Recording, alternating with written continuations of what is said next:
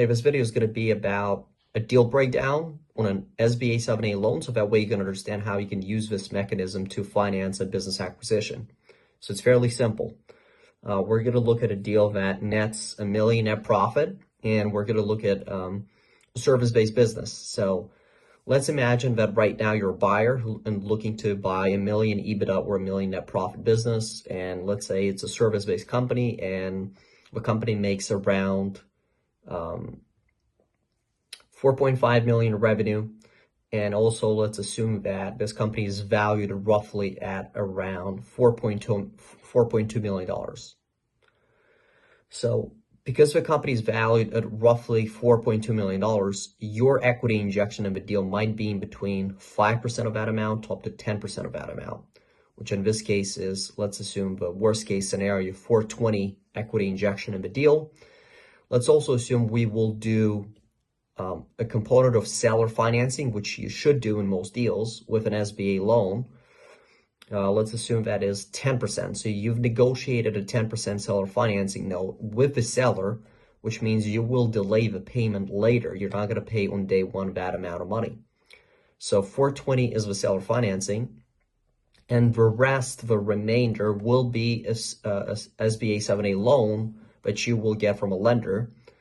And then you might also get some working capital on top of that loan to be able to operate the business more efficiently and pay some of the other deal fees in that deal. What are the deal fees you might pay on a deal like that? Well, you'll have an accounting and legal fee that you will pay. An accounting fee would include a quality of earnings report that you will pay to a QE provider. We highly recommend you do that with a third party.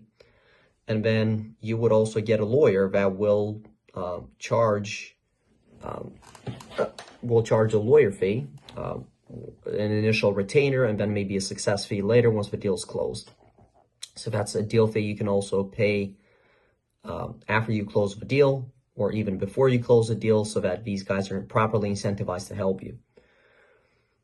You might have some other additional miscellaneous fees, but at the end of the day, they're not that big, and you can get a deal done with a working capital you got from the loan, and you can also take care of those fees.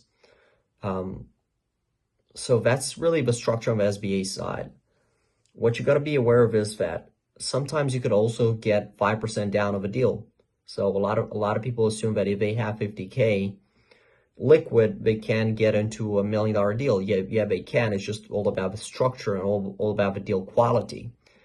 Keep in mind, you can also raise equity from somebody else. So that 10%, 420 we talked about, can be raised from somebody else. So you might put in 200K into it, but then you can go and raise 220K from somebody else, and you can make them part of a deal, and you can give them some percentage in the business, and you can improve the business, sell the company later, pay them the return on capital in 5-7 years, and you can get rid of a loan a lot quicker than 10 years. The SBA 7A loan is typically for 10 years.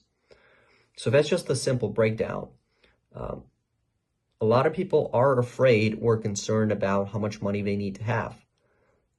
As long as you have, I would say, 50,000 liquid, you can probably get into fairly big deals. You can get into deals above even 2-3 million if you understand that you're going to go and raise capital from other people, and you understand how to do that, or you have a team that will do that for you.